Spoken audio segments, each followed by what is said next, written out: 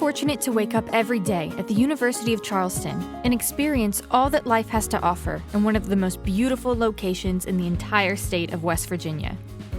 While life during COVID-19 has for sure had its ups and downs, it's helped us gain a fresh appreciation for the outdoor activities that our campus lends itself to.